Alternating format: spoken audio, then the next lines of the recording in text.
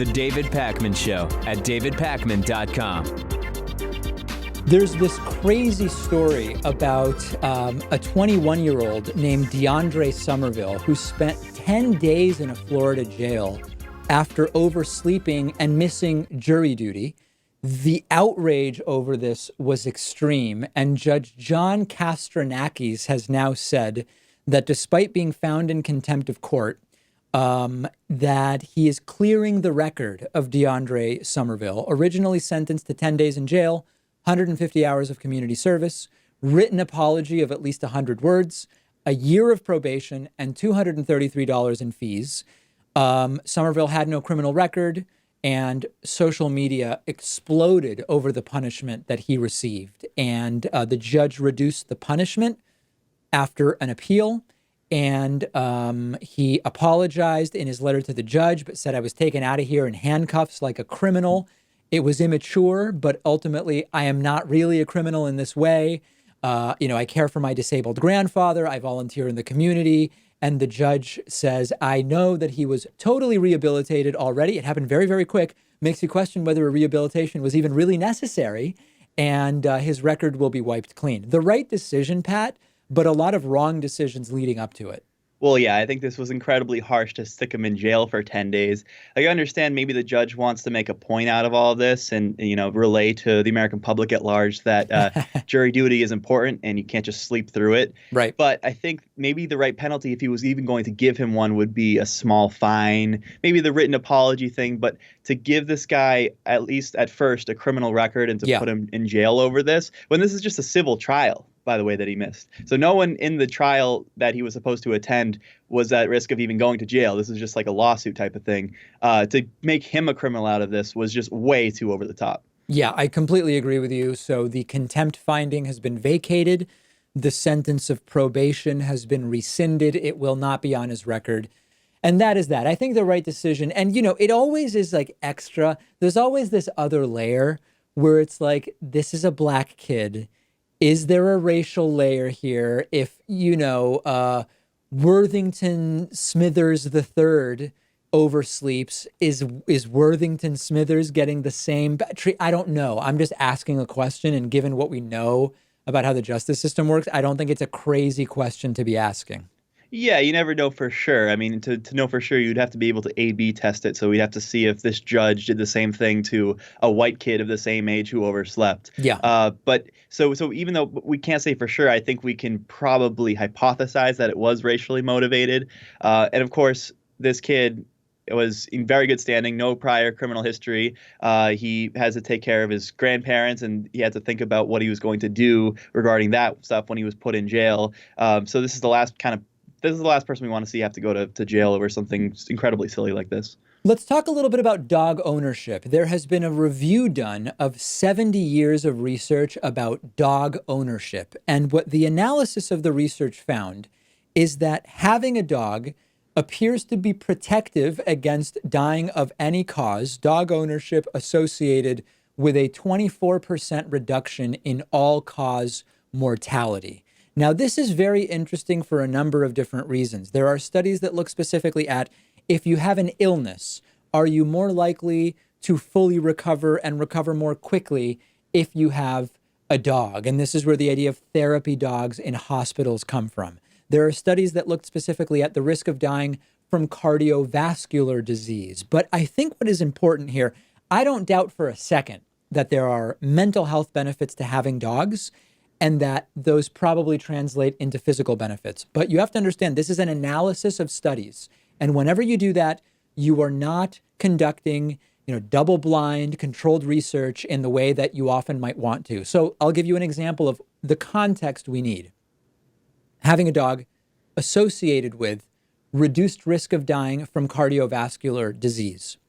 Is it because people who are already in better cardiovascular shape are more willing to get a dog knowing that the dog needs to be walked, where you might have a self-selection bias, where folks who know I am not in a good physical condition to walk the dog, therefore I'm not going to get a dog, choose not to be dog owners? That's a question that needs to be answered about this. Another example, does the reduced cardiovascular risk of death associated with dog ownership come from having the dog or does it come from the walking that you do by virtue of having the dog? And you would get the same benefit if you were just walking without the dog. Now, when I say this, Pat, I don't mean to demean or diminish in any way the positive health impact that does seem to be associated with dog ownership. But I think when you're looking at so many different studies, particularly when it's an observational analysis, we want to be thinking about the results of each one of these studies. Yeah, it's definitely a chicken or an egg thing. And I think many people who decide to include a dog in their family already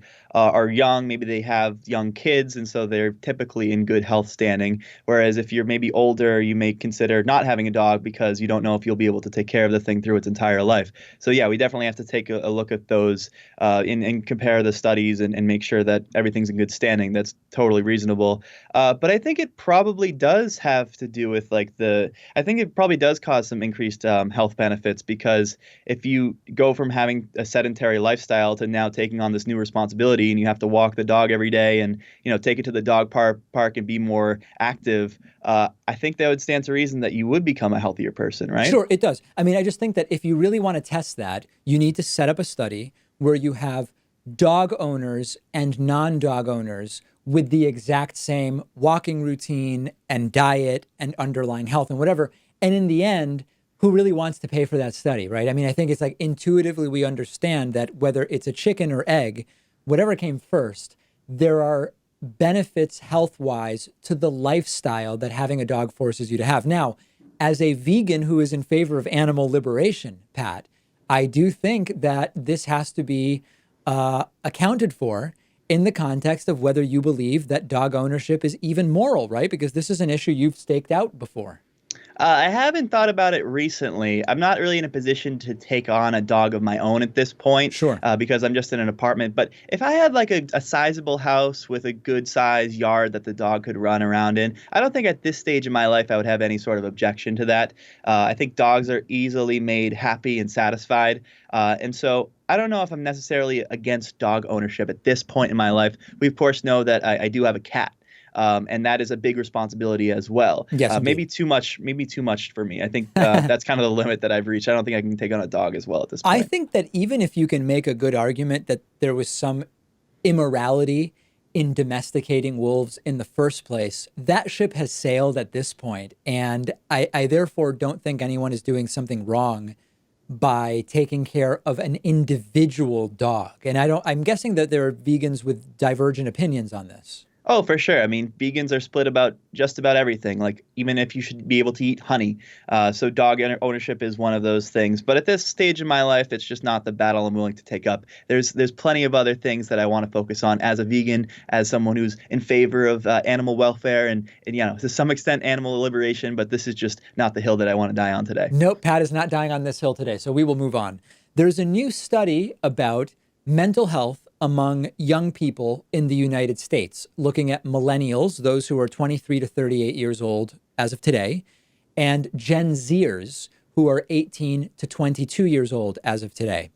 And some of the findings are really not good.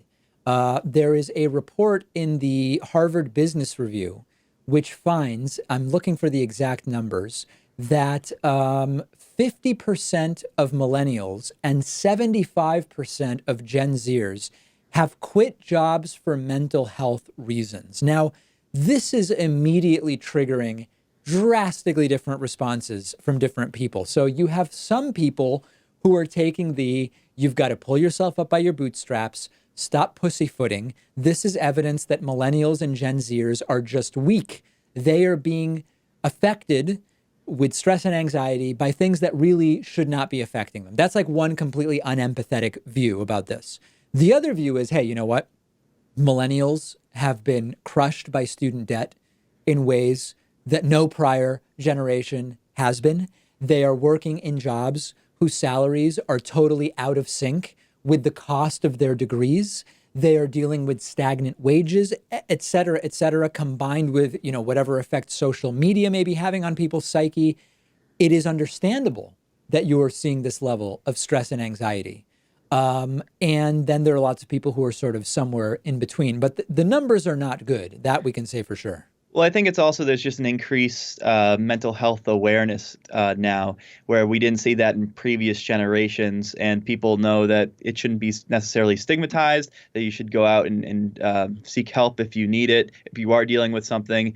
And I think millennials understand that there are ways to change your life. You don't have to be stuck at a job that you don't enjoy, whereas maybe the attitude generations ago was to just pick yourself up by your bootstraps and just stick to it and work at this job that you don't like for 30, 40 years, 8 hours a day. And that's just the way that things are. Certainly now there's more choices of what you can do with your life. If you don't like your boss, you don't like your job, you can leave it. And that's what it appears many millennials are doing. And I think that's a much better approach than just, living this unhappy life. I think this is way better. This dovetails into last night I got a message from a member. And when I get these, it's so disappointing. Like, I don't care about it financially, but I care about it ideologically. I got a message from a member saying, listen, David, I love the show. I'm going to keep watching it, but you guys just take too much vacation. I have a business and I only take 5 days off a year, and you and your staff are off way too much. And, must be nice for you, but I'm not going to support it with any money. I'm going to keep consuming the content, but no more money from me.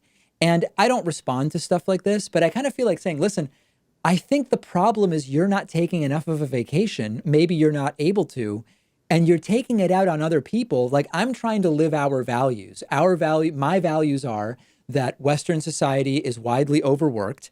I have set up a thing here where we take a bunch of vacations during the year and we take federal holidays off, and we'll combine federal holidays at the end of the year to sometimes string together more days off. Like, I think this is good for everybody. And if someone wants to pull their $6 a month over that, it's like, go ahead and do it.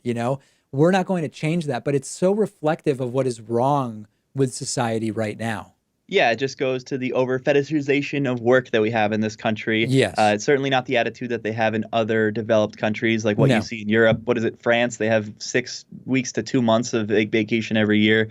And the caller there is, or the former member is making it sound as if we're taking off that much time too. We take off a pretty standard amount of time. I mean, the normal holidays and 2 or 3 weeks of vacation time each year, that's pretty normal stuff. Yeah, I mean, now in their defense, I have counted it up. And we do have, it is true that, when people get more advanced in their career and they sometimes start to accrue, like sick time plus 4 weeks of vacation and all this stuff. When I added it up last year, we definitely have significantly more time off than in like most jobs for people who are in entry to mid-level. But that's on purpose. Like, I think it's good. I think we do better work when we're here because we do that. And I would not consider changing that because someone's pulling their membership support. And I think it's part of why you are seeing this degree of mental health issues in people who maybe aren't in situations like that. So don't worry, Pat. I know you're panicking, but we're not going to be changing the policy. Yeah, I was just thinking, could you imagine what the show would be like if David and me and the rest of the team just didn't take vacations? Right. We would be totally wiped. We would have bags under our eyes. Right. We wouldn't be able to communicate effectively. Right. We wouldn't be able to get the show out. I mean, that would not be a good product. You would not want to see that. It would not be good. It would not be good for anybody. So long to that member, but I'm aware of what's going on, and I think that we are going to do everything we can that is within the power of our little universe here to keep doing the right thing. That does it for today. We will have a new show and a new bonus show for you tomorrow. The David Pakman Show at davidpakman.com.